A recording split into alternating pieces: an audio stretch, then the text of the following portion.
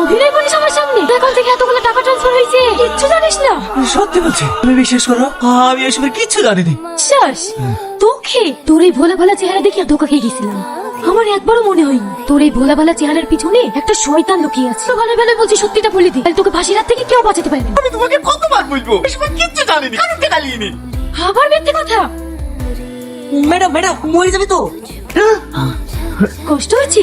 এর থেকেও বেশি কষ্ট ওই সাধারণ মানুষগুলা পেয়ে। অনেকের মা বিনা চিকিৎসায় মারা গিয়েছে, কারণ আমি অনেকের বোনের বিয়েও হয়। আচ্ছা জন্য তাই তুই আমার নিজের প্রতি কিন হয়েছে। জীবনে প্রথম বউকে ভালোবাসলাম, তো আমার একটা শয়তানকে। শাহিন, তখন পর্যন্ত ও নিজের দোষ স্বীকার না করছে পর্যন্ত ওকে মারো। ঠিক আছে ম্যাম, 3rd ডিগ্রি টর্চার করো, মুখ থেকে কিছু বেরোলে ইনফর্ম করবে। ঠিক আছে স্যার। কি হবে মার? আমি পারবো না। কেন পারবি না? ভাই বলে ওদের ভাই না, ভাই হলে এরকম জঘন্য কাজ কখনো করতে পারতো না।